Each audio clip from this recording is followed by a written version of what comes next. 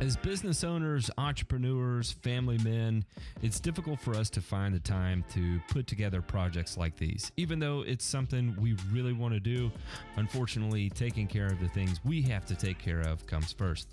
However, because of viewer support for people like you, we're able to continue doing this. Please consider joining our Patreon and supporting the Burn and Return podcast.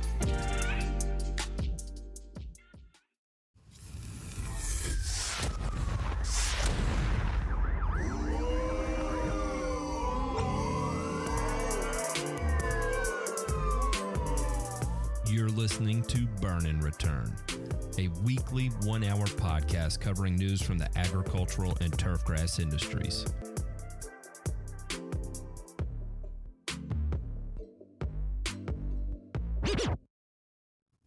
Did you hear that? Did you hear that? We call that the DJ scratch for a reason. You know why? Because that means we are kicking off the damn show. Everybody, welcome to another episode of Burn and Return. That sounded worse than I intended it to, but here we are. For those of you that are tuning in for the first time, this is going to be a podcast. We say it's going to be 1 hour. Who knows how long it end up lasting, because we have a good time doing this, and so we're gonna go with it until we determined that we have gone with it. And what we are going to cover is news and various articles we find around the interwebs relating to our industry, which would be the turf and lawn care industry, right? And what we try to do is provide perspective from the high end and work our way down to our level, right? So start macro, finish micro, and then try to provide some insights about what's happening on a macro level and the influence it'll have on our micro level. My name is Matt. Sometimes I go by the Grass Factor. Alongside me, we have Ray Ito, and returning, we've got Ryan. Mother effing DeMay is back. He's been out there literally saving the planet, and that's in Ryan. Don't give me that face. Don't put your Don't put look your like earmuffs that. on, No. so I'm gonna S you off real quick. Earmuffs, DeMay. Again, everybody listening, I'm sure, has some exposure to this industry, and it gets right now is the most grueling time of the year, right? What is the old saying? Is that anybody can grow grass until the 4th of July. It takes a turf grass manager to grow grass after that. And so here we are knee deep in the throes of it. And guess what? We do this on our spare time. We all have careers. We're business owners. And every day we are out there doing the absolute best that we can for our family, for our careers, and especially for our industry, because we give a shit about what we do. We are dicks, and I'm gonna go ahead and preface this right now. This is the disclaimer for the show. We are dicks. We are assholes. We are not scumbags. So if you're not into that kind of thing, that's fine. You can change the channel. If you are into that and you can handle a little bit of maybe a bad word here and there, we'll try to keep it in check to some degree, but we do lose our temper because, well, we're passionate, damn it. And yeah, that's just how it's going to roll. We're going to try to throw some comedic effect in there. Again, we're three dudes who have been doing this for a long time. Between the three of us, we're talking 70 plus years of experience, and everything from high volume lawn care of the true green corporate lawn care era to super high end sports turf, to people who are revolutionizing sports turf in northern climates using cold tolerant Bermuda grass, to people who have adopted a turf management style, a golf green or sports field type management scenario and applied it to lawn care.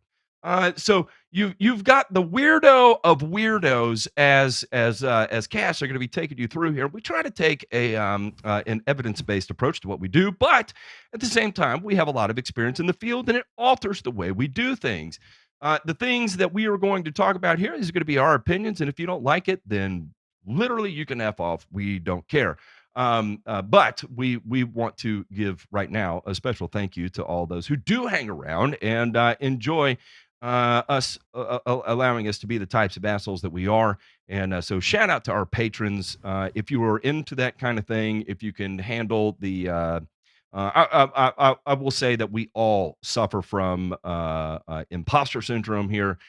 there's a lot of ego, there's a lot of imposter syndrome, and not what I would consider narcissist-like behavior here. It's three dudes that grind every day, and we carry a chip on our shoulder because we do know how to work our absolute ass off. So our supporters, patreon.com/burn and return, if you're into that kind of thing. I want to thank personally all the new patrons. We've had a flood of new patrons come in here recently, and I am forever grateful. And I speak for everybody on this panel that has done so, because to see it and the way it's blossomed even over the last 3 months has just been wild. And to all our OG patrons that got us here. I mean, with all the meetups that we've done, and the love and support, and fundraisers we've done for St. Jude that have just gone above and beyond. Literally, the debt of gratitude that we owe to you will never suffice, but we will always do our best to provide individualized support and help in any way we can, because gosh damn it, we love you. And also J Pink behind the scenes, who was the brainchild that actually got this whole thing off the ground to begin with, because I hated YouTube, and it was because of him and his ideas and strategizing and organizational abilities that all of this was able to come together. And so let's not forget where that came from as well. So thank you, J Pink. All right, I've got all that out of the way. Boys, how the hell are y'all doing? What's Matthew McConaughey say in Dazed and Confused? LIVIN, man. Just keep living. That's what I'm doing. I'm doing. One day at a time, boys. One day at a time. Ray, have you assaulted anyone with a trident recently? I haven't. Thankfully, I haven't. I mean, I've been super good lately. Promise. I've been super good, actually. That's refreshing.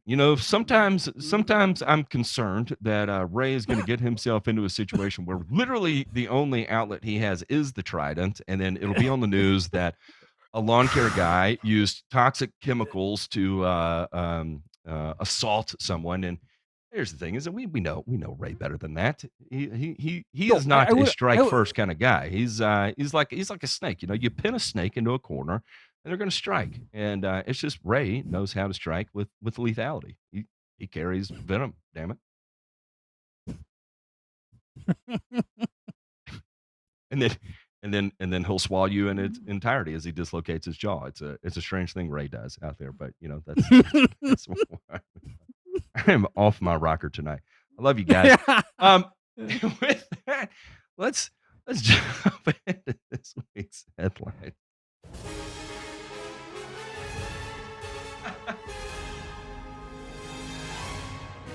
Nothing to fear here. This is just the news. And hey, look, there's inflation knows no borders. That is for sure. I heard they tried to build a wall to resist inflation in Japan, and it did not work. A lot like our southern wall there did not work. And so inflation has hit Japan, and I don't know if anybody's paid attention to the Forex market and what has happened to the valuation of the Japanese yen. It is not good. When my wife and I were married, basically 100 yen was 130 pennies, and as of right now, 100 pennies is it's like 150 yen or something. So the valuation of the yen has just absolutely fallen unprecedentedly, and so they're going through monumental amounts of inflation. And as a result of that, as prices soar, Japan returns to human waste fertilizer. It's cheap, recycled, and has centuries of tradition. Shimogoe, or fertilizer from a person's bottom, is finding new favor in Japan as Ukraine's war hikes the price of chemical alternatives. As in several parts of the world, the use of night soil to fertilize crops was once common in Japan. However, the advent of sewage systems and treatment facilities, as well as chemical fertilizers, saw it fall out of fashion. About a decade ago, Japanese treatment facilities wondered if they could revive interest to avoid sewage sludge disposal, a costly and potentially environmentally damaging process. Both enthusiasm was limited until Russia's invasion of Ukraine sent the cost of fertilizer soaring. That has been a bonanza for a facility in northern Japan's Tomei, where sales of Shimogoe were up 160% year on year by March 2023. For the first time since the city began producing the fertilizer in 2010, it has sold out. The demand is easy to explain. Our fertilizer is popular because it's cheap and it's helping farmers cut soaring costs. Made from a combination of treated sewage sludge from septic tanks and human waste from cesspits, the fertilizer goes for 160 yen per 15 kilos.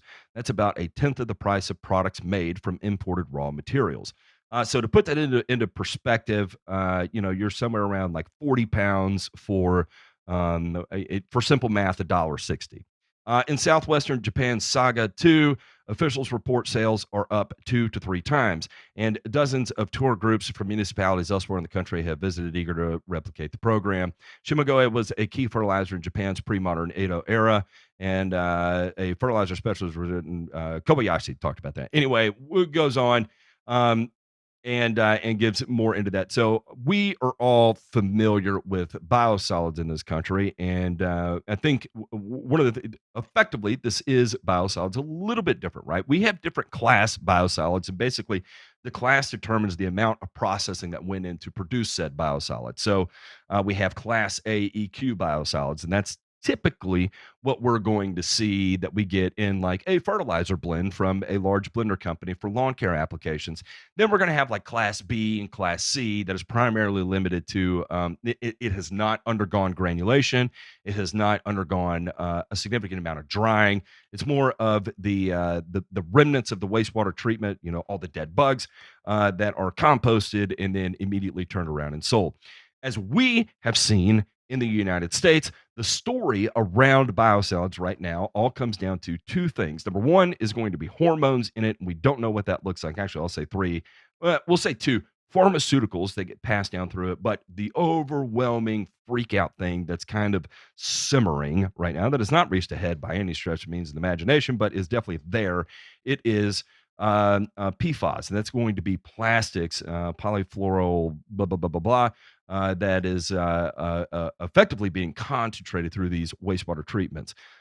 It's one of those things that when you run out of options and your back's against the wall, you have to do what you have to do in order to maintain output. In this particular instance, in order to try and limit the amount of inflation that occurs at the food level, which is ultimately at the population level. And if you want to interrupt a population support, interrupt their food supply, damn it. And we saw that in Sri Lanka at all. And so anyway, that is their best method here of trying to contain that. However, I think as this continues on, much like we see it catching steam in the United States, of course, it will there too. It's just we have the luck, I guess, of being ahead on that by about 10, 15 years and significantly more tonnage already in the marketplace. Gentlemen, you see this. What do you think? Are y'all panicking? Are you panicking about this? Or are you pointing and laughing? Or is this one of those things where, it is what it is and you can't really shoot them for it? You know what, I think. Matt? Go ahead. Okay, here's the thing is I come from Asian culture, right? And here's something I know about Asian culture. This is why we do not eat anything grown unless it's been peeled or pickled or extremely well cooked. That's just how it is. There is no such thing as cutting up vegetables and putting it on a plate in front of somebody just like that. Everything is either peeled and pickled or else it's cooked. This is why. Okay? This is why. Makes sense. What were you going to say, DeMay? I was just going to say, I think it's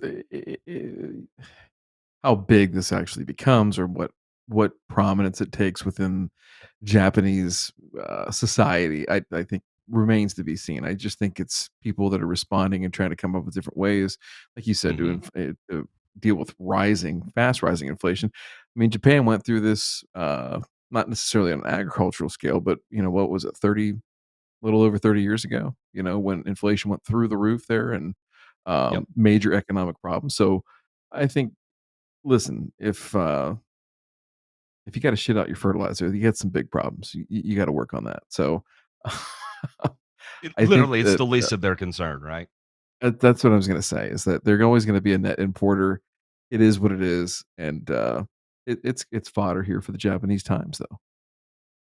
By the way, Go Matt, ahead. Go ahead. Matt, you know when you said that you now see the Japanese yen being at 150 yen to the dollar?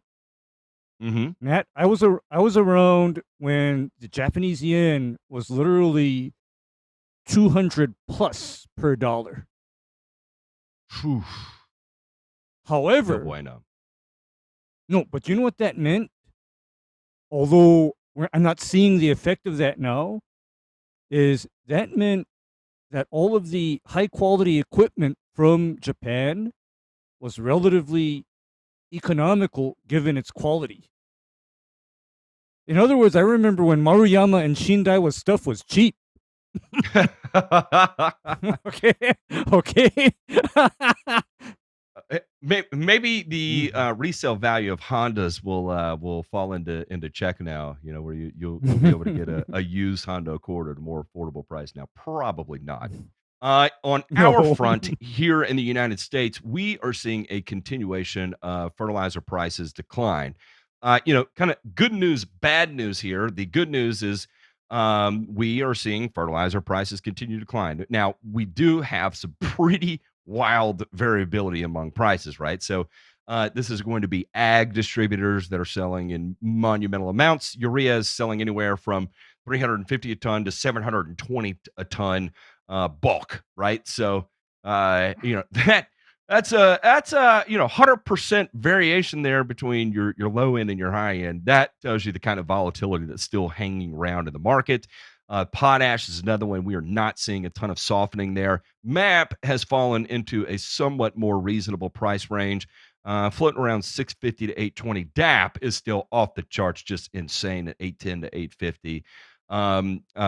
UAN liquid is still incredibly expensive, and anhydrous ammonia is I'd say that's pretty incredibly expensive too. Now, on the flip side, what is causing this right now? What is causing this right now is the fact that we've got a situation called supply and demand, right? And on the supply and I'll start here on the demand side of this. What is happening is that China is the number one importer of U.S. crops, right? And they typically buy a monumental amount of grain from us. And this year, where we are greater than 50% decline on what they normally import from the U.S.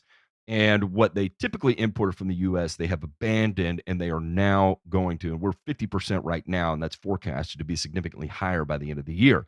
What they have done is they have opted to go to South America and buy grain from there. And part of this is that play on trying to minimize the strength of the dollar in the marketplace and the domination of the dollar in the marketplace. There's some back end noise of that. And then the other thing too is that we've got a lot of tensions going on between Taiwan and everything else, and from their national security perspective, it's where we need redundancy in suppliers, right? And so if you rely on imports for sustaining of your population, then who are we going to dip to? And in this particular instance, they're moving to South America. So that's bad for us, because then what happens is that we're left with an insane amount of supply on the crop side, on the grain side.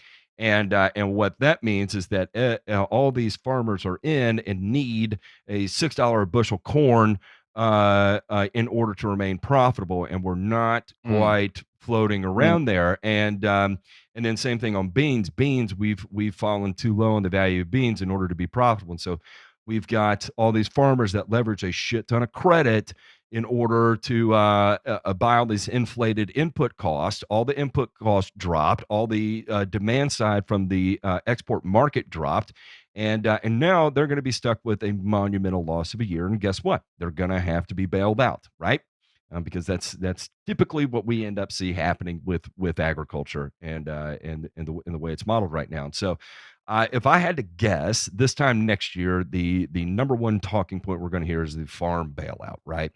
And it's going to be everything from equipment purchases that were purchased at incredibly inflated rates, grain storage at incredibly inflated rates, and now everyone's stuck with those notes, and they got a crop that is at a loss too. So bad, bad, bad, bad, bad. We've had great weather that you might have seen a little bit of a rally there, but actually that good weather was bad news because that means our yields are going to be higher. Therefore, our supply is even greater, and we have a demand that is already at an all-time, or modern era low. So, no bueno, boys. At least from the standpoint of from an economic standpoint related to the industry. And now at our level, at the micro level, this is all good news for us, right? Because we've got all this excess supply and someone's going to buy it. And I'm hearing, you tell me if y'all are hearing the same thing. I'm hearing right now on the lawn care side of things, by and large, people are holding on to cash and not spending money right now as compared to the last 2 years. Are y'all hearing similar things? You're talking from a customer perspective or from a business Yeah, from perspective? a distributor, so B2B, so distributor to lawn care Oh, companies. I'm hearing I that money is not a lot is being spent right now. I think that's a function though of what I'm hearing around here is B2C, especially in the residential side, is down significantly, at least inbound, right? So there are, and this is just conversations, anecdotal stuff here in second, third hand too, is that the calls are down significantly here over the last probably 6 weeks or so, basically since school let out, and Um, it's typical here, but not to the it level is that they're July. seeing. And so yeah, so I mean, I think eh, hard to say that. I mean, I think the last 2 years are an aberration. Like you can't take that as normal business practices for anybody, right? Because people had Hmm. shitloads of cash they had to do something with, and I mean, it was a good time to invest in equipment because either one, you couldn't get it and you had to wait, and so you had to make that investment to get it now to make money with it, or if it was materials, you thought, well, hell, I'm going to hedge and either buy something now, or I'm going to wait, and maybe I'll get screwed. And there were some people that were in on the front end of that did pretty well, and there's some people in on the back end of that did do pretty well. But either way, it was a hedge because at some point you ate shit in that whole deal on products, right? So I think at this point now, I think it's just a function of responding to the market. I think that people are being more cautious with their money. This whole if the student loan thing plays out in the real world the way that it's expected to, I think that's going to shrink household budgets quite a bit, particularly in probably a lot of the segments that uh, lawn care folks work in, right? Middle class people that finance their college education that do okay, right, or better. They're in middle class, but if they got to make a 3, 4, 5, $600 a month loan payment, I would say that lawn care is probably off the market now. Hey, here's the flip side of this. On the leading into here in a few minutes, the Jono's Turf segment. How many people are going to be like, "Oh, I'll just go on YouTube and figure out how to do it myself"? Somebody will sell me something good. It's way cheaper than that lawn guy coming out. So I think if there's something to be done here, from a business perspective, I was having a conversation with this or about this with somebody else in the business here, is I think now more than ever is positioning, right? That you've learned from COVID that your time is valuable as a consumer. Let somebody else handle it who knows what they're doing and that's good at it. Number one. Number two, the knowledge and the experience factor, right? Do you really want to mess with that stuff that could be potentially harmful, or potentially you screw up and now you've got this big problem to deal with in your Time's property, up. whatever It's the case over. may be. And yeah, time's up and it could be over too. So bottom line is this: is that yeah, I think I think people are holding on to cash, and that's only because it's a function of what's actually inbound into their business right now as far as leads and opportunities. That's my take. I'm going to roll through this last one here because we're over real quick. The Oh. Alberta City Council meeting was disrupted by people claiming herbicides are linked to a gay agenda. Pause. And, okay. I thought Brian Wayland lived in North Carolina and not Alberta. Was I misinformed? Did he travel? No, Does he have a passport? Wait. Wait. Was he recognized by Alberta City Council for his Master Gardener certificate? Yeah, he was. Resolution knighted. was passed. Look, this is so infuriating to me. On multiple fronts, and again, for anybody, Matt. shout out to our patrons that were here for our pre-show monologue Did your that I campaign- get on. I screamed, and I will edit that. And now I've got to bleep out probably 732 F words.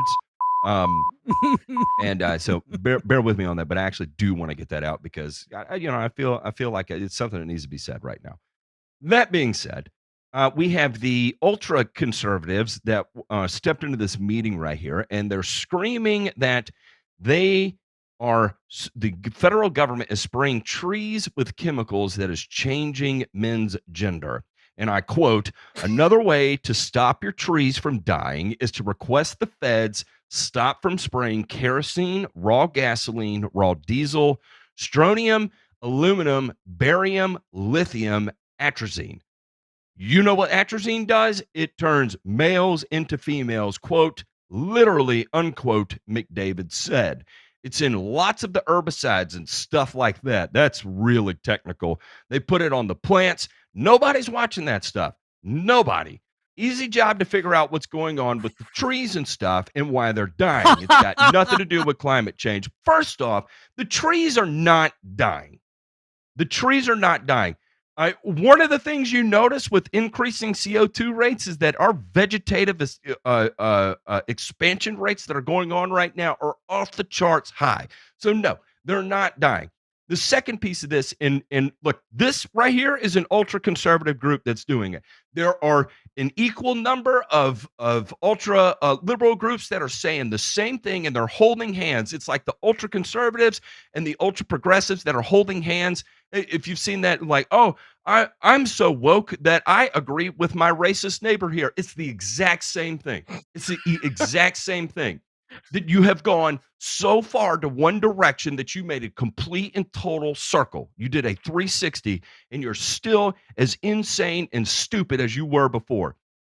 We have gone through this before, and from the ilks of Stephanie Seneff and all the other lunatics that are out there that have perpetuated this idea that herbicides are in her particular instance, it's glyphosate and autism and the shikimate pathway. And what is the other one?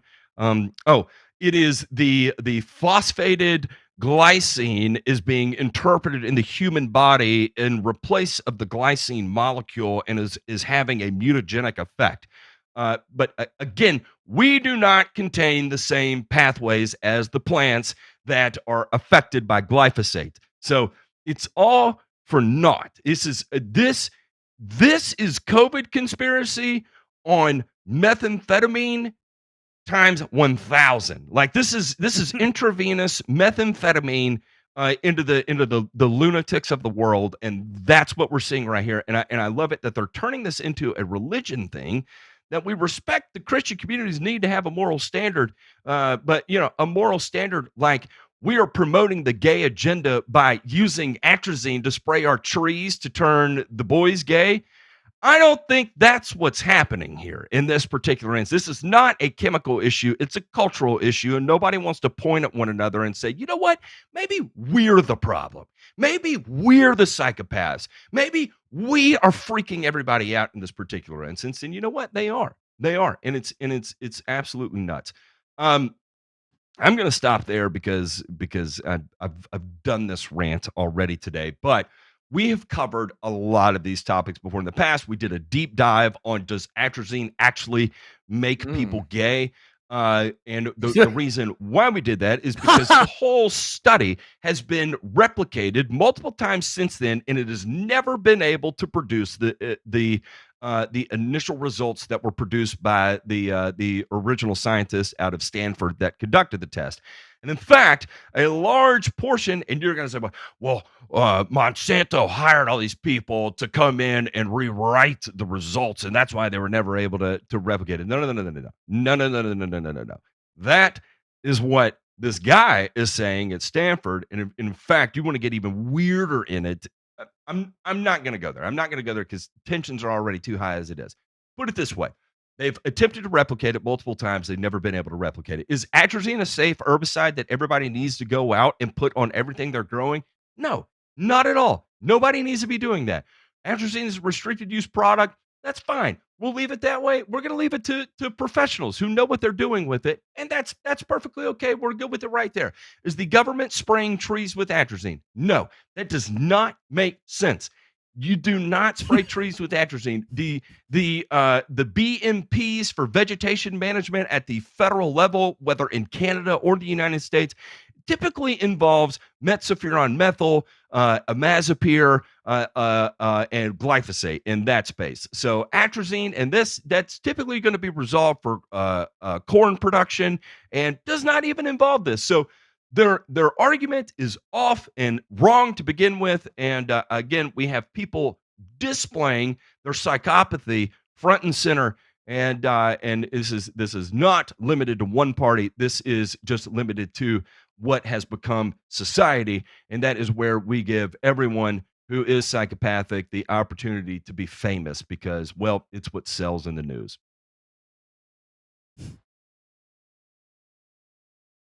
Do you hear that? Do you hear that? That silence is for emphasis, by the way. The dead air bear is for emphasis. Let's give it 5 more seconds of really uncomfortable silence here.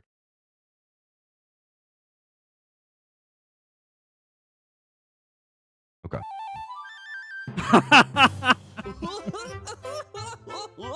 Jow knows turf.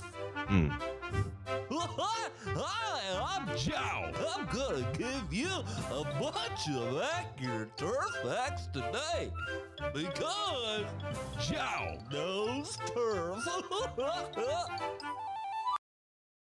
Bring me to the light at the end of the tunnel, DeMay. I'm sure that's where we're headed tonight, right?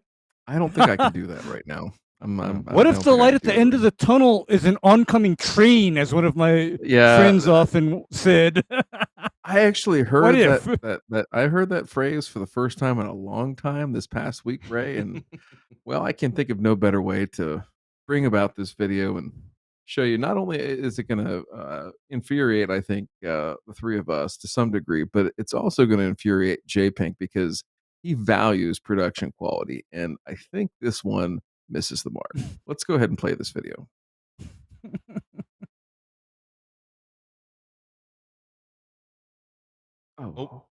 Sound J-Pink. Thanks for coming back for another video on the channel. Pause. Now, if you follow me on Now, for our audio only folks, I do want to make sure we include them. We are our audio listenership is increasing, and I want to make sure that. So this is the Lawn Lover, and he says why these are his favorite lawn care products, and the video is entitled "Unleashing Lawn's Hidden Potential: Meat Soil Microbes." All right, let's play it. social media or you follow this channel a lot, you know that I've been posting a lot about Turf Titan this year, and I've even opted to go 100% Turf Titan products on my lawn for my fertilization needs this season. Turf Titan, may the best lawn win. Also, the 2 project lawns I'm featuring also opted to go with Turf Titan as well. Was that uncomfortable pause just from an editing thing, or did it like shit? What happened there? That was weird.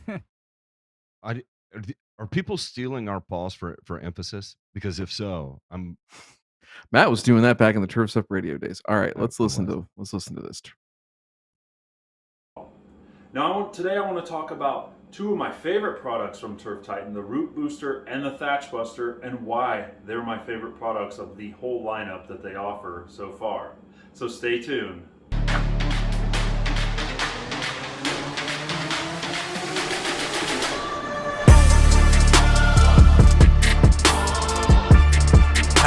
Dude, that intro music right there, I want to get this.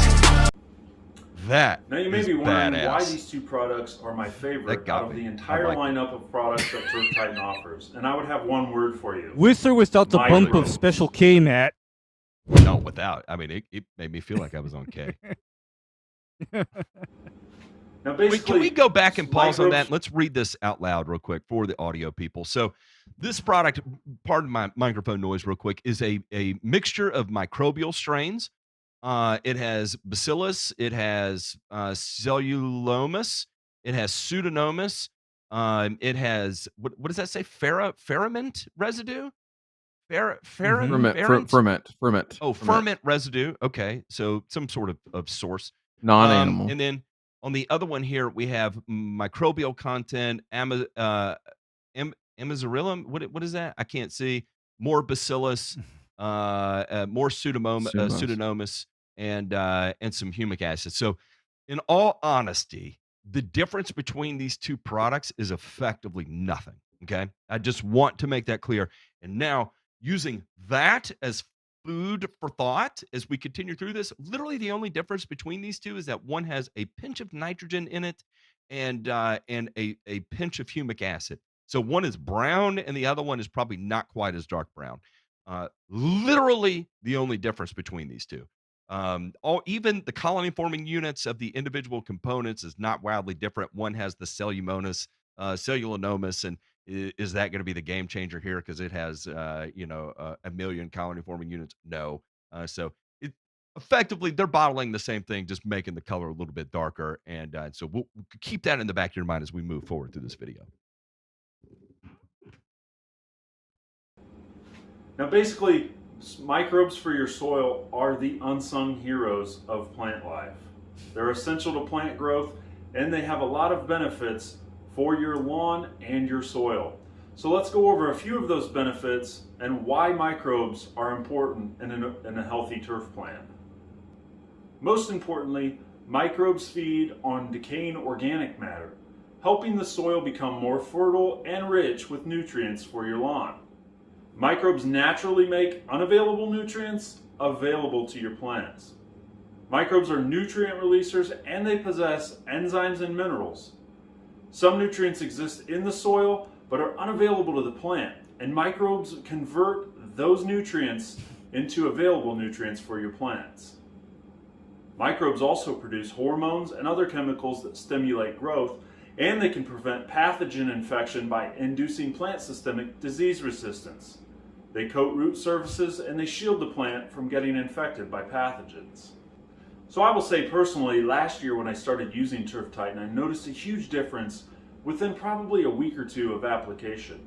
Now I've posted several before and after photos here on the channel of people that have used Turf Titan, people that, like you that have followed me, that have chosen to believe in Turf Titan as well, like I have.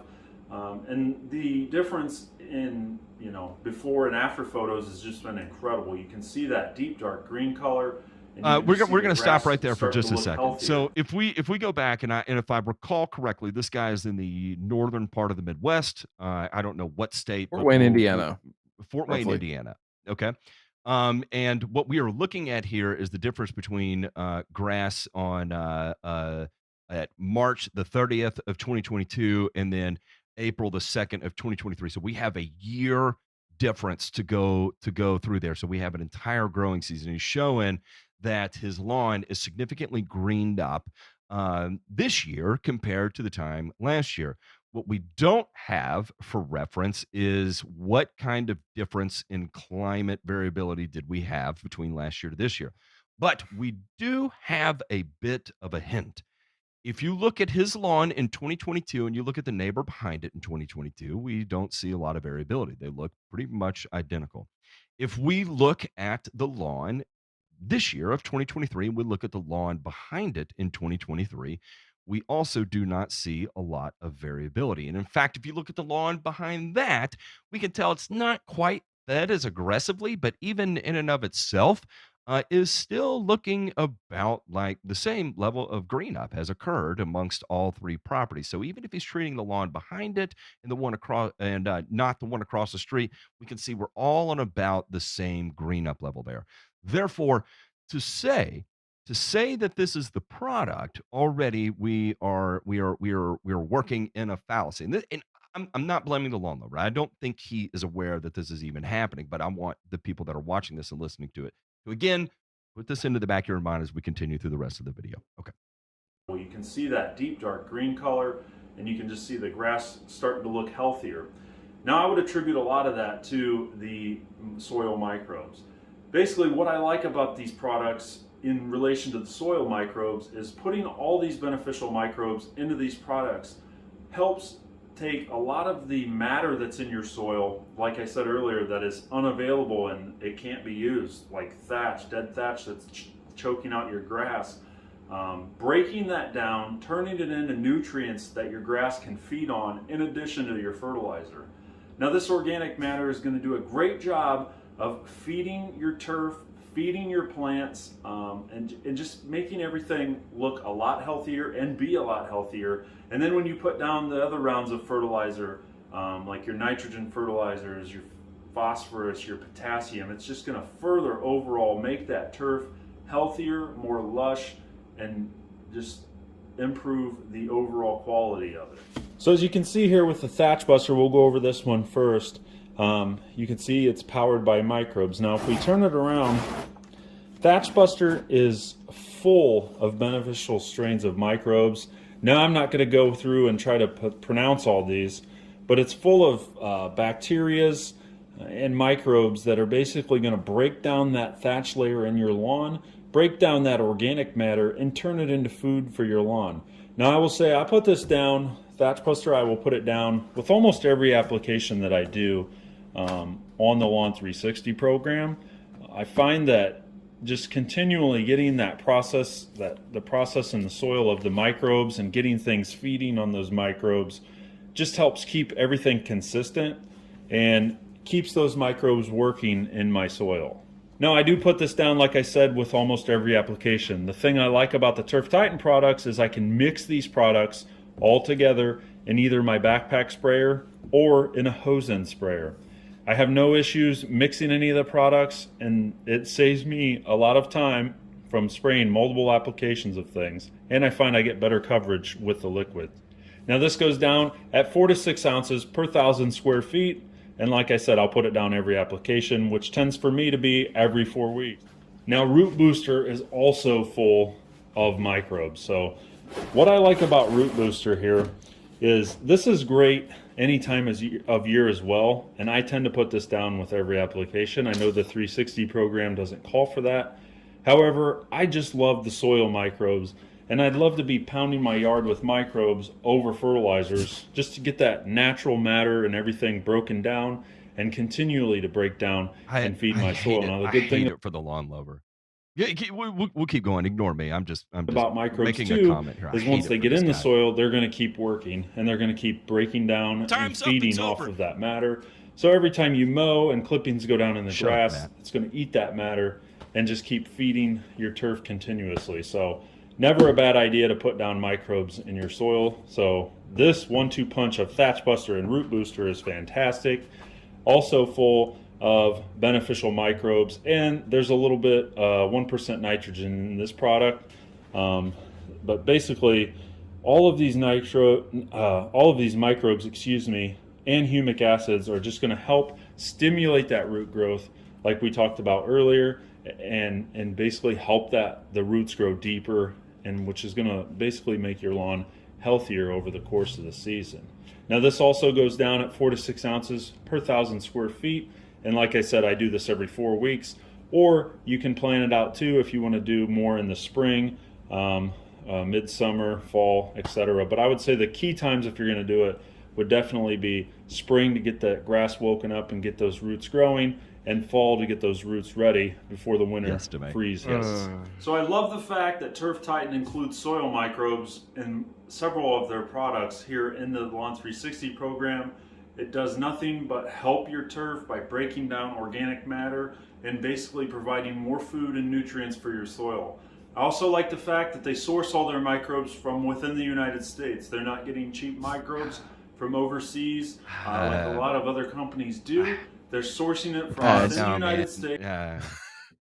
Hey, What did we talk about in the pre-show? No cartel microbes in this Yeah, country. These colors don't run, Matt. We will go to war over it, guaranteed. We got $1 trillion defense budget. We got to spend it somewhere. Microbes high on the list.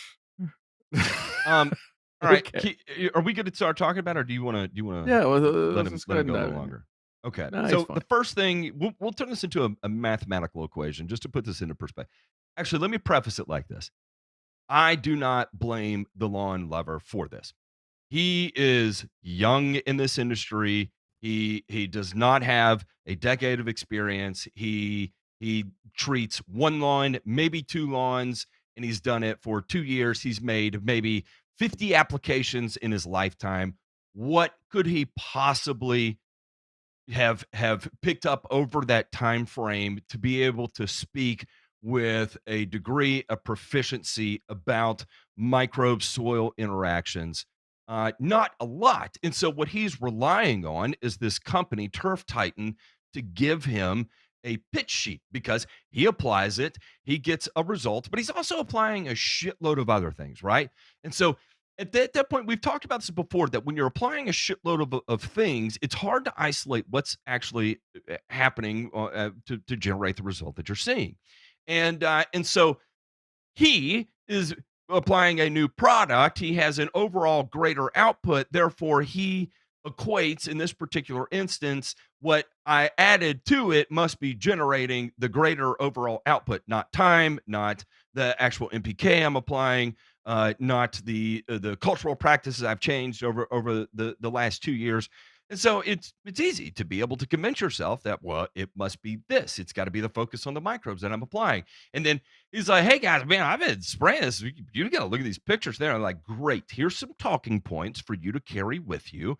And now go talk about it on YouTube. And this, he doesn't know. He's the guy on the other end of this that bought into it. And now he's bought hook, line, and sinker because, well, then this is what he's told. And now he's getting attention from a company. He has a company that's like, man, we want to stand behind you. We want to stand behind you. We want you to be our brand ambassador. And then as you're like, man, I'm just a lawn care YouTuber, and this company believes in me. They're standing behind me. And it feels good. And it becomes, you got to think about, you've put hours and hours and hours, hundreds of hours into producing this content. And now a company's like, dude, we love what you do. We want you to be our brand ambassador. Imagine the adrenaline rush that comes with that. Imagine the flood of dopamine that comes with that. It feels amazing. And it feels like all that effort you put forward comes to fruition, right? It's the same thing. We see patron members sign up, and it's the same level of dopamine rush. So I don't fault the lawn lover for this. Now, let's look at it from a mathematical standpoint. This is a random product called Super Soil. Same thing, microbes in a bag, right? They have 1 trillion microbes per kilogram, and the sales pitch is that it works like magic. But if you do the math, in the top 3 inches of soil, you're modifying microbial bacteria by a whopping 0.0003%. Okay. That's just from a mathematical standpoint. Now, let's dive into some research, and we'll do this one here. This is going to be native microbes eat invaders. And so we have Schlatter et al. Looked at bacteria and fungi and fresh liquid dairy manure. 60 days after manure application, they found less than 5% of the manure bacteria surviving in the soil. Manure-borne fungi also died off rapidly, even when applied to sterilized soil. The soil environment selects. The manure-borne bacteria and fungi died off quickly. Soils appeared to provide a strong barrier against invasion of manure-borne fungi and bacteria. Another one, this time using solid cattle manure, found exactly the same thing. As a result, the microbes produced in a non-soil environment die off when applied to the soil, applies to manure, compost, extracts, and teas of either. Therefore, the beneficial effects of these amendments are probably tied to the other parts of the amendments rather than their biology. So this idea that you can take a foreign microbe and introduce it to a native environment and that it's going to have some sort of meaningful infection rate is effectively non-existent. It's non-existent. The amount of modification that you're actually making there is so minute, it's not going to produce anything that is going to be meaningful. Then we can get a little deeper into it. This is another study here, and of course, we'll throw links to these. And as a little highlight here, And what is the name of this study? So JP can show it up. It's showing this is going to be the abiotic and biotic filters determine the response of soil bacterial communities to a manure amendment. And so this is going to be, highly super concentrated. If you think this product has a high amount of microbes, applying manure is going to be even higher. Shit tons, right? Shit ton, literal shit tons. And Literal what does shit what does the tons. study say about the effects of manure extracts, compost extracts, teas, and vermicompost on soils? The antimicrobes are unlikely to establish because the habitats are so different. The environment selects which thrive. So, um, great pitch, lawn lover. Great pitch. You are exactly what a brand wants on their team. As a manufacturer, I want a champion like you. However, at some point, the ethical side of this has to step in, and someone needs to shake a little bit of reality into the situation. And that's why we're assholes, not scumbags or dicks, however you want to phrase it. Is that the reality of the situation is that what you're getting from this product is actually nothing. And it's going to be the more complete picture of the nitrogen that you're applying that is likely generating 99.9% of the results you're seeing. That being said, what else did I leave out, boys? Where are we lacking on this? I think. Go ahead, Ray. I think you've largely covered it because with microbes dying off soon after you actually apply them, only thing that would be making a difference in his case is increased water, increased NPK that he's applying, because he himself just said it. These products are products that I admix into my existing application. And on a previous video, we saw him applying sprayable NPK. And I can tell you from professional experience that if you apply sprayable NPK to a lawn in sufficient quantity, that freaking lawn is going to be banging. Okay? Microbes are no microbes. Mm. Just saying. I think there's a lot to say here. I think this it's funny in a way, and I will absolutely plug our own stuff. But it's funny that the Ron Henry boron video gobbler dropped this week on YouTube Spicy. because, well, listen, I think it's a lot of the same thing. I think there are, several hundred other things that I would worry about more and want to make sure that I controlled for before I got to microbial populations and trying to influence those with exogenous applications, right? So I think the biggest thing here is that if you really dive in on the read literature, and I want to give everybody, Google Scholar is a great place to go, and you have to pay for access unless you have access to a university library. Let me send this link to Jay Pink real quick. Michigan State University has probably what is the best site that's out there right now. We're searching turfgrass literature. Gonna get the link here. Copy. And I'll send this over here. Now, listen, if you dive into literature here and see what's been published in the last probably like 5 to 10 years, some really, really interesting things about being able to manipulate during different places or different phases of plant development, but also too, what all the literature says is that eventually nature balances things out, right? That growing grass of whatever kind, whether that's a grassland that's unmanaged all the way up to turf grass, that the best way to manage the microbial populations is to grow good, healthy grass that supports all the food chains, everything that you need to have, right? So these extra applications, and even when you look at what types of bacteria are in those particular products, it doesn't necessarily line up with what research would tell us might help. And that's what a lot of these papers will say, is that they're very short-term studies. Some of them are in the field, some of them are in a greenhouse, some of them are in a grow chamber. And what they all look at and say is that this is just a snapshot in time, and that we would need more time and field conditions or whatever the other controllable factors that they have within their experiment design are to be able to say definitively, yes, this helps or it doesn't. But it's funny is as you look at this stuff, a lot of what is out there in the soil and what is out there in different systems that these plots or stands of grass are established is that's what ends up being there over the course of time, right? That as much as you try to influence that, it might help for short bursts in different phases of plant development. Or the other thing too that's really interesting too is the age of the system. So we've talked about this too before with like Yeah. nitrogen applications and being able to reduce as time goes on.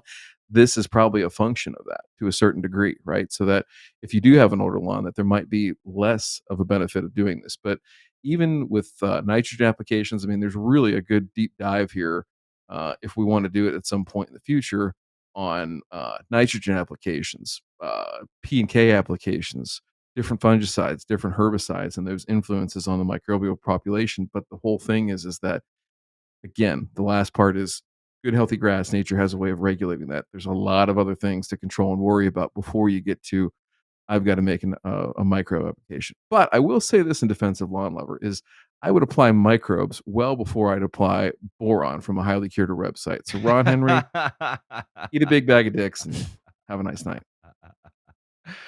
With that, let's check out this week's birds. How big of a bag? 55 gallons? About the same size as a bag of Miramichi green. Oh, okay. A cubic yard. A full cubic yard of Yep. pallet. That Where am I going with this? should have been, I don't know. That should have been your nickname in college, the cubic yard. The cubic yard. Cost of growth. Fertilizer companies cash in while farmers and communities struggle. On a small vegetable farm in Georgia, Shad Dasher used to grow watermelons every year. Last year, he didn't plant any. He said it's because of elevated fertilizer prices. Like many farmers, Dasher is finding it hard to stay afloat. The American public just doesn't understand what kind of beating our group of farmers have been taking over the years. Although fertilizer prices have fallen from their all-time high in March 2022, when they spiked up to 3.5 times higher than 2 years before, the commodity is likely to remain costly for some time, continuing to squeeze the food production system. Meanwhile, the fertilizer industry has yielded record profits. Canada-based Nutrien, the world's leading producer of potash fertilizer, saw profits increase 1,575% between 2020 and 2022 to $7.7 billion. That's an interesting statistic we'll have to look at. The Florida-based Mosaic Company, one of the largest U.S. producers of potash and phosphate fertilizer, netted $3.6 billion, a 438% increase from 2020. CF Industries made $3.2 billion, a 955% increase from 2022. The eye-popping figures have heightened concerns about consolidation in the fertilizer industries, even as the Biden administration moves to boost domestic fertilizer production. When asked for comment, Mosaic said in an email that the fertilizer business is cyclical and thus has volatility in prices. CF Industries did not respond to requests for comments. Nutrien did not provide a statement by breast time. There are few clear reasons for the recent record fertilizer prices. What? The onset of the COVID-19 pandemic in 2020 caused disruptions to the supply chain and labor shortages that hinder production of natural gas, a major ingredient in fertilizer. But that's a pretty clear reason that, okay. Then came a series of natural disasters in 2021, a deep freeze in Texas, which froze natural gas wells. That's a clear reason. And then a Hurricane Ida disturbed natural gas and fertilizer production in the Southeast. Okay. Another factor was reduction in exports from China, the world's leading producer of phosphate, a chemical element that is a key component of fertilizer. Then we had a war that kicked off in Ukraine and sanctioned Russia, the world's top fertilizer exporter. That's pretty clear. Disruptions in natural gas flow from Russia, and then we blew up a pipeline. Yeah. And then the Mississippi River went to record low levels, and it cut barge production, by about 800%. Clear. There were a myriad of reasons why we saw this big run up in fertilizer prices. It's not just one thing. It was literally a whole menu of things that were seemingly going in the wrong direction if you were looking to obtain fertilizer. Several of those factors are referenced in a study Hart co-authored that was hailed by the Fertilizer Institute for providing the best analysis data will allow to date. But some argue the study omits a large factor in the price increase, market power as a result of consolidation. Market manipulation is now the argument. The number of fertilizer firms in the United States has fallen from 46 to 13. Four corporations represent 75% of total domestic production: CF Industries, Nutrien, Koch, and Yara. And just two companies supply 85% of the potash market: Nutrien and Mosaic. These companies took advantage of their dominant positions in the marketplace and increased commodity price to the farmers in an effort to price gouge and extract all the wealth that they could from the supply chain at the very roots of fertilizer. United States imposed tariffs on fertilizer imports from Morocco and Russia, following the petitions of Mosaic and CF Industries, thus, barring that. And then the Farm Action wrote a letter to the Antitrust Division of the Department of Justice accusing the fertilizer industry of using its monopoly power to fix prices, requesting an investigation. Senator Chuck Grassley stepped up on that one. Mosaic said that since the tariffs took effect, the number of foreign producers importing fertilizer to North America has increased and, by extension, made the market more competitive. In a company Q&A, Mosaic official Andy Jung said the tariffs are not the reason for the price increase and that the current market is not driven merely by a ruling for fair trade. And then they start going into more about consolidation, which without a doubt is happening. And then the farming communities are the ones that are hit hardest. There's a lot to undergo here, and I'm not going to sit up here and pretend like there's not. I want y'all to talk first. Well, I think what the main question here is that, yes, there were all these other factors and everything like that, but to what degree have the companies, either individually or through, just say collusion, just come right out and say it, have they essentially reached, peak inflationary tax, greedflation, right? Where they're just sticking it to everybody because they know they can.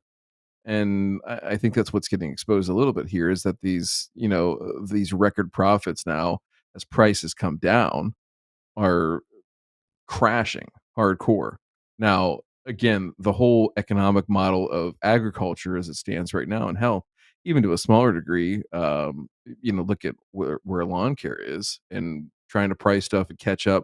Luckily, I think there's a lot of people that didn't pull the ripcord and go all out and beat their customers up on price, even when commodity prices and fertilizer prices and even chemical prices were super high. Not that they're back down to pre-pandemic levels or will even approach that for a long, long time, if ever again. But the point being here is that it was, we'll never be able to say for certain, but how much of this run up in prices and now sort of resetting of the entire market as it stands lays at the feet of these specific companies. I can only speculate, but I'm going to say that all those events definitely had a different flavor in making this all happen. But bottom line is this: is that they saw profit and they exploited it. That's my interpretation of the situation. My facts do have feelings. No.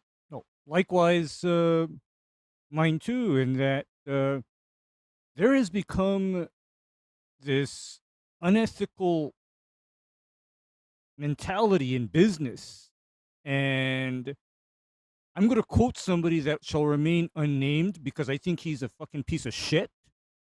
Ooh. Never let a crisis go to waste. Okay? And sorry, driver. That statement is the kind of statement that if somebody uttered that in front of me, that would be the person that I'd be marching to the guillotine right now. Okay? Because easy, Ray. Easy.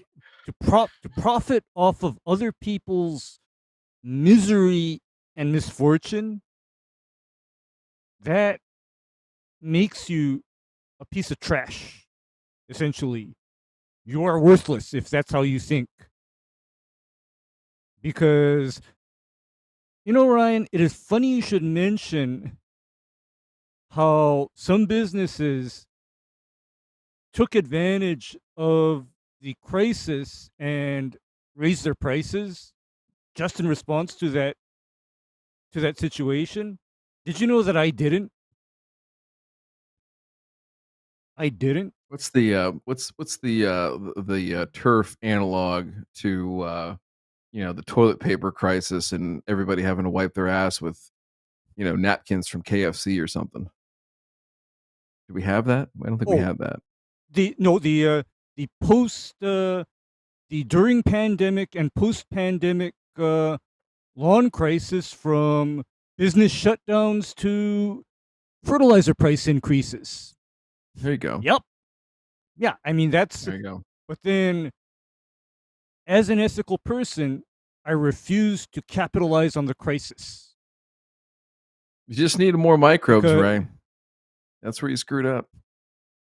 Oh, and you know what?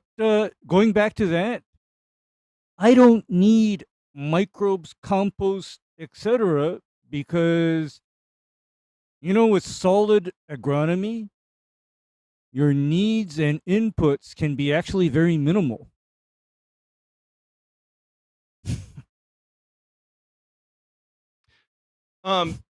A couple of things that I want to note here is that what this article is pointing at is that profits increased by a dollar amount, right? What we do not look at are the margin percentages, right? And if we take a look at Nutrien from just a net profit margin standpoint, for instance, we were seeing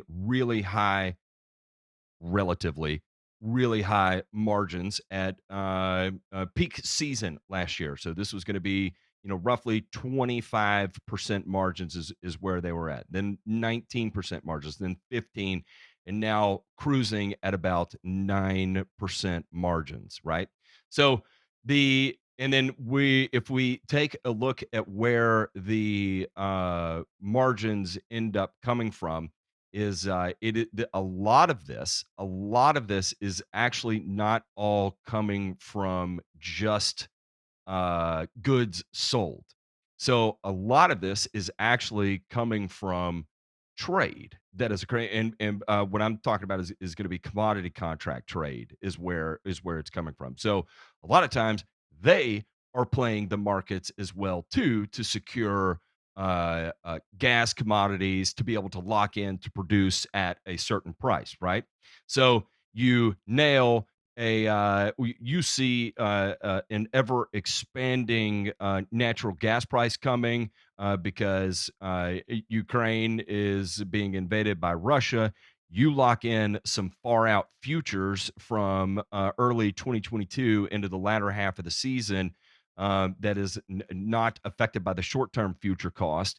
And then you start producing at that cost, then of course you're going to be locking in significantly higher margins because the rest of the market is going to be trading at a much higher cost. But you've got a raw good material that is not going to be facing that same cost. So then the other aspect that we're seeing too is that also the amount of tonnage of material that was going was out of control high. That is another thing that I cannot figure out is that in the midst of all this going on with economic turndown and everybody had a shit ton of cash that they were dumping however and wherever they could, driving up the demand. And what we're seeing now is on the flip side of things, if you look at the amount of tonnage that's being sold, for instance, from Nutrien, it has fallen off the chart comparatively. So we're talking about 60% reductions in what's being sold. And as a result, revenues are also down 60%. Net income is down 60%. Margins are down 60%. And so when they are talking about the cyclical nature of it, yeah, 100% it is because they are getting their dick beat into the dirt right now because where people were buying a significant amount of tonnages. Then we start looking at this, right? Because everybody was expecting China to come in and scoop up all the grain at the rate they had been doing, and then they didn't show up. And so that trickle down effect of not just buying from the farmers, it's going to be the result of we had the pandemic causing the reduction in production, right? And I don't think anybody can deny that when you have when you are having to send people home for 2 weeks at a time from your manufacturing facility because they have COVID, and then the people who work in their immediate vicinity have to go home for 5 days because they were exposed to someone who they interact with on a daily basis for 5 days. It makes sense that their tonnages went way down, and they did. Their production capacity shrunk significantly, and but all of a sudden now sales are at a record high out of fucking nowhere while they don't have the people to be able to produce the product. And they didn't even have they attempted to open multiple mines and face catastrophic failures in those mines. Now we could say some conspiratorial stuff there that, what was the result of that? We also had food producers, packaging facilities catching on fire every other day in the news too. It was weird. It was really, really, really, really weird. But we also have maintenance crews that are on short-sighted staff and stuff. So I can see, I'm totally going to play both sides of this, that I can see both sides, that there could be some ethics in play here. On the flip side of this is that it could have also just been a perfect storm of they are at a monumental reduction in output, and they're at a monumental amount of demand. And now we're seeing the flip side of that, where they are absolutely getting their ass handed to them on the financial side of things. And to put this into perspective, a company like Nutrien, who was sitting on 3 years ago something like $20 billion in cash, is sitting on $500 million of cash right now. In June of last year, they were sitting on $100 million of cash. That's probably what, a 2-month roadway? Yeah, Yeah, runway. That is crazy. That's not good. So, now all those ARs are starting to roll in. They got a little bit of cash, $500 million. But again, a company that size that employs 23,500 people, a $500 million runway is pennies. And I don't know how many people have had to stroke a check for payroll that's going to be, $3, $4, $5 million just in one state. But when you have $500 million and you're signing checks for $5 million in each state, and you're in 15 different states, it's $75 million a week. That is not feeling good. You are on the phone trying to collect money any and everywhere you could, because you are freaking the F out. So anyway, I look at me trying to play balanced perspective here. This is weird. I didn't even know where you were coming from. Are you okay? Listen, know. here's the problem: I'm is not okay. you got all your fake outrage done in the pre-show, Mister. For those of you that missed it, please, please, please, please. And the only way you can get it, tell them, Matt, where are they going to go to get to the pre-show? Patreon.com/burn and return. So we record the pre-show. It's held private because we talk about shit in our real life on that, right? And that's not necessarily for the public, but we use the Patreon to genuinely try to help business owners and people who put the level of investment in property, period, to the same level of passion that we do. And so we try to foster that, and we have a community of people that have gone from not being able to identify mouse ear chickweed, that are writing complex. We'll talk about EV spreadsheet, a very complex spreadsheet that's going to model weather, and you can input different things like growing degree days or clipping volume and all kinds of other insane stuff that gets done. And so it is to watch the blossom that occurs there, and then of course too, you get more one-on-one access to Ray, myself, and to DeMay, and of course J Pink. And then we like to do a meetup every year. Everything we profit from this, we pour right back into it, and we have a meetup. And so we get Ray a flight over here, and we reserve a space, and we do things that we provide a scholarship. Shout out to Aldo for winning our first annual scholarship. And so we're not doing this to make money. We're doing this to try and be a champion for the industry that gave us absolutely everything that we have. By the way, our meetup for this year, which is going to be Dirty Deeds 2023, is as of right now, we are sold out. And there could be some fluctuation there, but for right now, If you want to be on the list to attend that, you need to reach out to J Pink because as of right now, we are waitlist only. Zapow. Oh, Mm. Patreon.com/burn return. One more. Herbicide applications in high temperatures. Warmer temperatures are in the forecast for the latter part of June across Kansas. And I saw this coming. Heat or drought stress slows plant growth processes. This is especially important for systemic herbicides such as glyphosate and grass-killing herbicides like clethodim and Quizaflop. Quizalafa? How do you say that, Ray? Quizzlefop? Yeah, Quizzlefop. Quizzlefop. Yeah. As temperatures increase above 85, metabolic processes begin to slow down. Therefore, the action of the herbicide also takes a hit. Leaves change in response to heat. You get a hardening off of the plant, thicker, waxier coatings. It's more difficult for the herbicide to actually make its way into it. And then crop response to foliar applied products. Oftentimes you can get unintended injury to the crops that you're applying due to the heat. That all of a sudden that selectivity of the herbicide it trends slightly towards non-selective. And then, of course, you also have the increase in volatility that comes with it.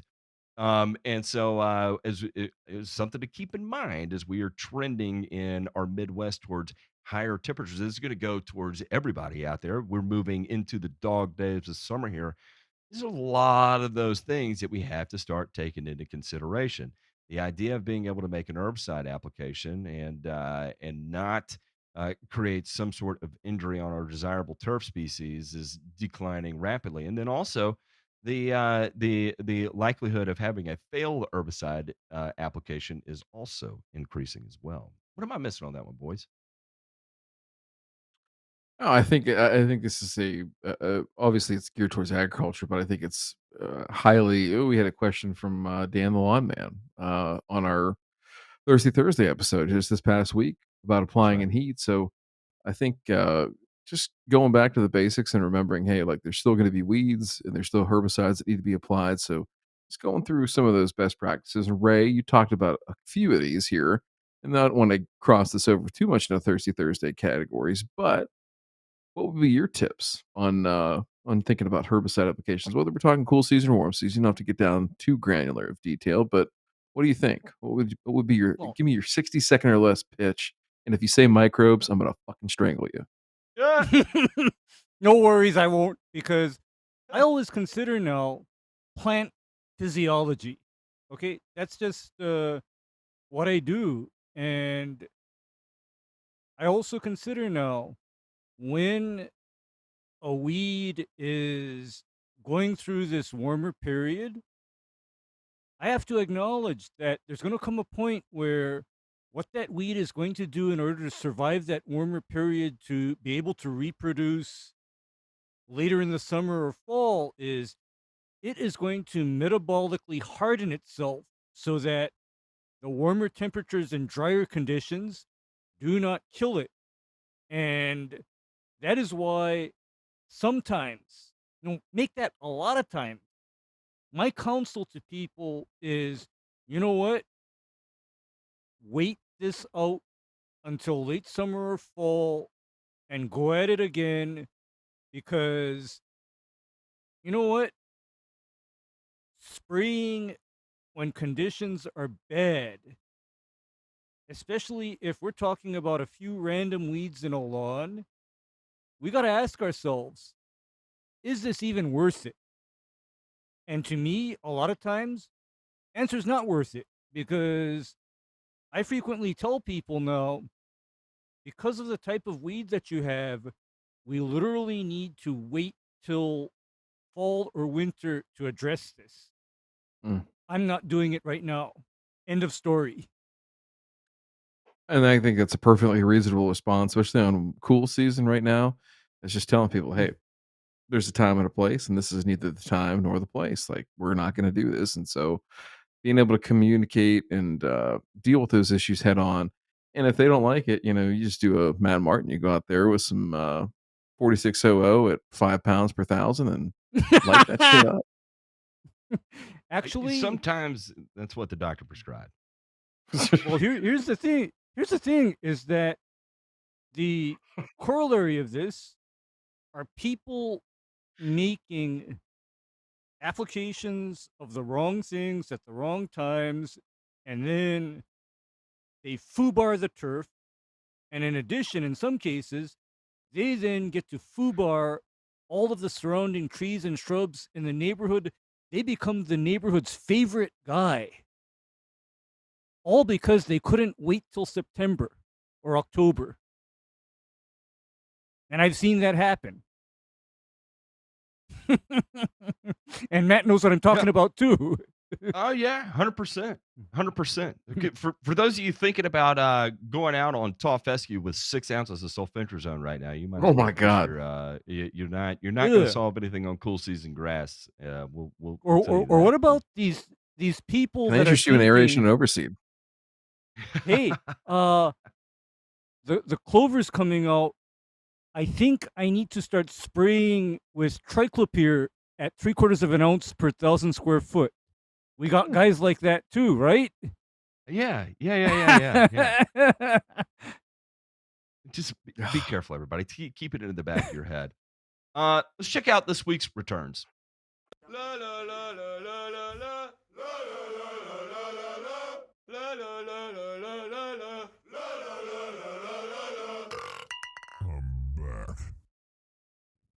We are back. We're going to kick this one off with human innovation, because there's one thing that we can look at as far as what is trending with the world, is that we are continuing to see incredible human innovation. And here we have some engineers out of the Washington University in St. Louis that are doing big boy things right here.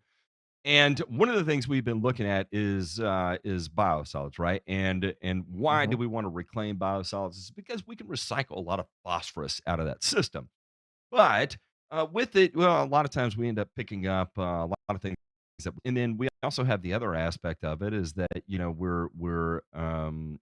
it's a difficult process to be able to recover a lot of it, right? And so the idea is how can we modify that recovery process, isolate more with more specificity phosphorus, and do so in a bigger, cheaper, and cleaner way?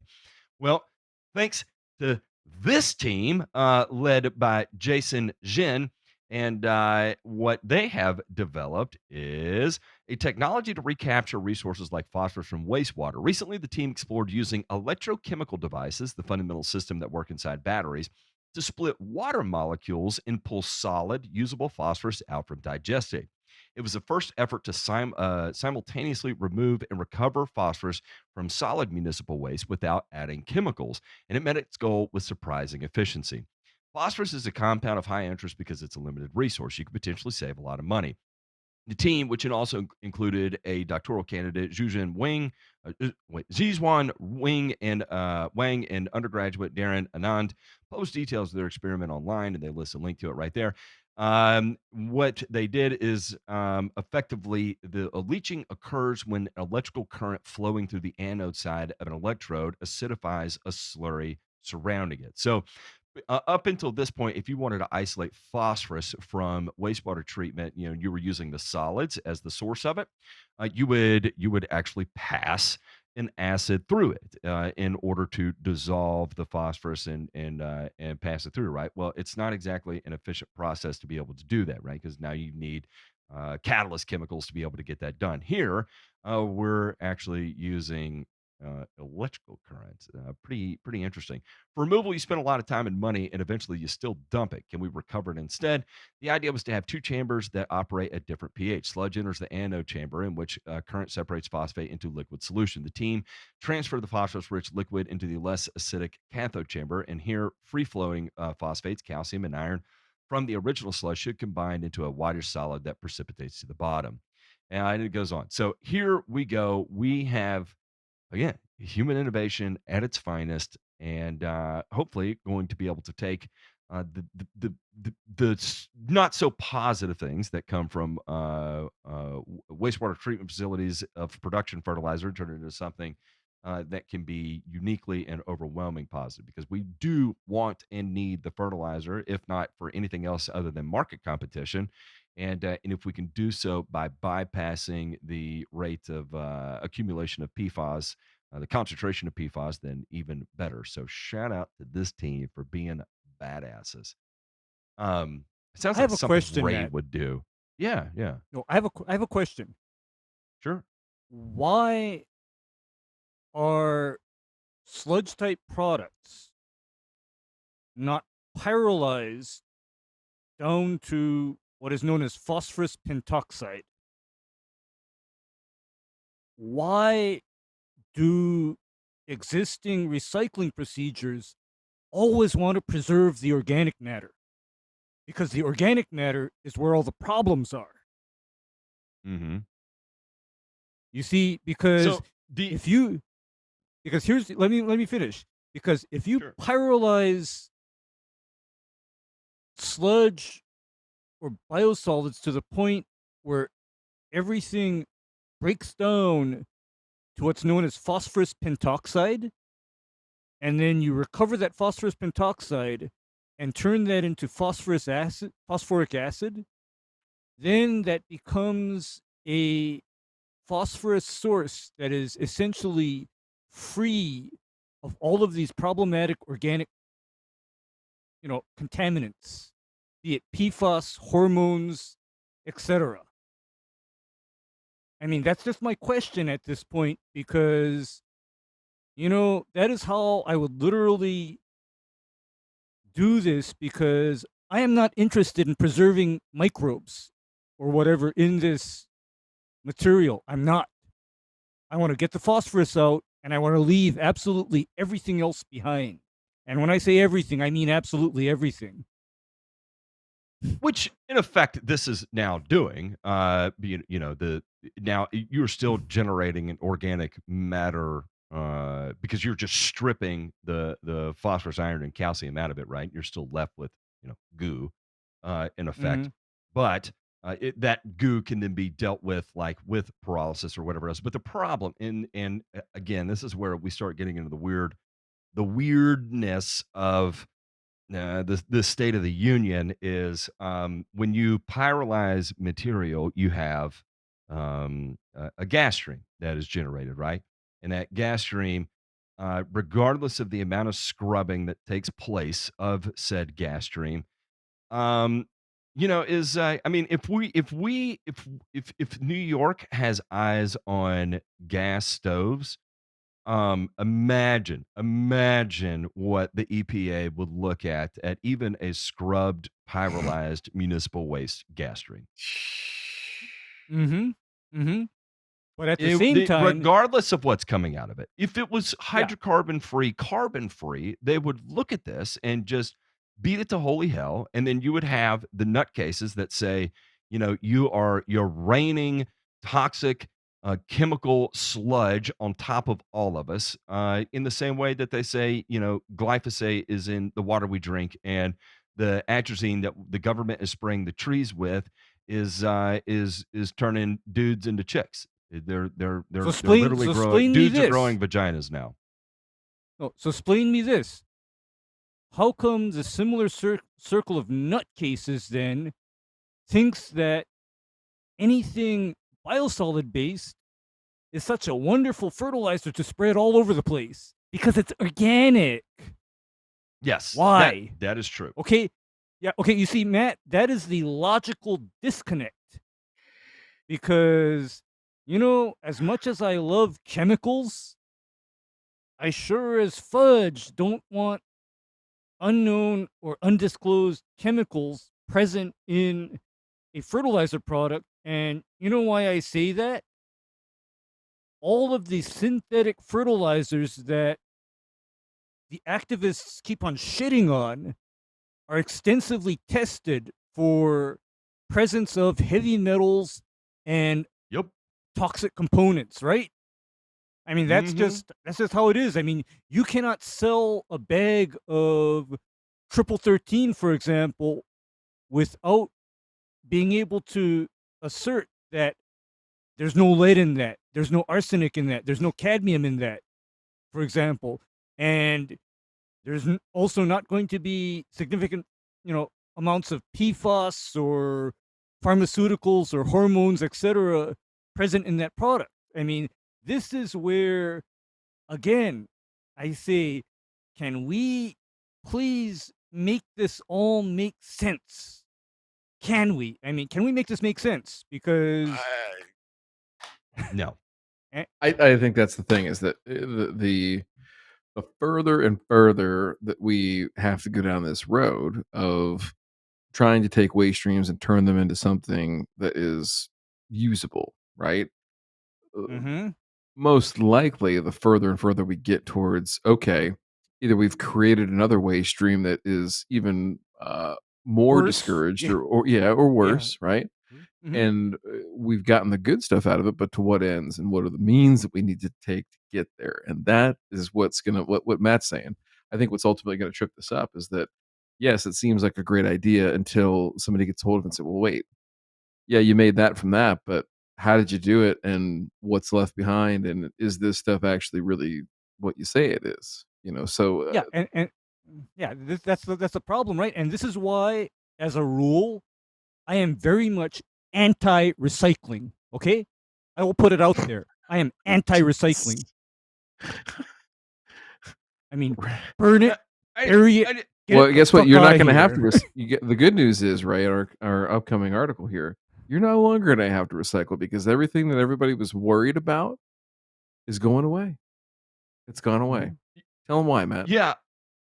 Because a mineral deposit has been discovered in Norway that could satisfy global demand for fertilizer, solar panels, and EVs for 100 years. Chalk it up, boys. We are now going to war with Norway. An underground deposit of high-grade phosphate discovered in Norway is so big that it could provide enough of the critical material used to make fertilizer, solar panels, and electric vehicle batteries for the next 100 years. Norge mining. Wouldn't that be hilarious? This is terrible. This is the state of pessimism I'm in regarding global geopolitics. Is what if this got so held up in red tape that for the next 100 years it never launches? That Matt, would just be that's a legitimate, the most beautiful that's a thing legitimate, that has ever happened. And that's a legitimate whatever concern, happens to us because as a result of it, yeah, we deserve. because we are talking about yet another one Time's up. of It's over. these European countries that, in essence, has decided to let people starve and die rather than perpetuate the human race. Norway is another one of those places, so environmentally conscious that it would rather see people drop dead. Yeah, let's again, anybody who's looking around in the Danish areas with what's going on with farming and specifically with animals, it is interesting to say the least. And we've covered it a million times on the show, and I'm sure we're going to have at least a million more times to cover it. And but hey, they found a mine. We'll see what happens. I'm sure it'll turn up like the lithium mine in Las Vegas. Hey, how much lithium are we pulling out of there now? It's been underway for what 3 years. Ain't gonna happen, years? Matt. Oh yeah, that's ain't gonna right. happen. That's right. That's Yeah, right. But you know it what? ain't gonna happen. We'll get it out of Venezuela or something instead, so that way we can champion the success of it and take credit for it, and then point to them and say, hey, you guys are the polluters over here. When anyway, it's insane. It drives me nuts. High schoolers made a wheelchair that mows lawns for a handicap man. Again, we're going to end this on human innovation again, because shout out I want to give a plug to my Catholic school brethren out there, someone who is a product of parochial and Catholic high school, and as are my kids and my brothers and sisters. St. Anne Catholic High School has a team that put together a mowing attachment for a guy in a wheelchair, and they engineered a couple of designs, built a few prototypes, and then eventually they were able to, quote unquote, dad joke, hack away at different ideas on paper until one of them worked. And then they were able to do this. And the guy who got this, he had to fight back the tears, and that is what makes all this work. As pessimistic as I am, that's what it's all about. To be able to bring that level of joy of mowing a lawn, which I don't share But at least the joy that this industry brings me, I'm glad it also gets bestowed upon this guy who, for all intents and purposes, had unfortunately lost that capacity, and now he has it back again thanks to these students. Good on them. We're running way long, so I'm going to go ahead and dip this. Gentlemen, I love you guys. I want to thank everybody for listening. We are going to go hang out with the patrons real quick and let them choose the title of this week's episode. We will be here on Thursday with Thirsty Thursday. What's coming up on Thirsty Thursday this week? Senior Lawn will be here this week. Senior Lawn. We've had to do a couple reschedules there, but you know what? We got to figure it out. He is going to be here this Thursday. And so we're going to talk to a business owner, and we are going to, it's going to be fun. How about them apples? All right, y'all. Love y'all. Catch you on Thursday. Bye.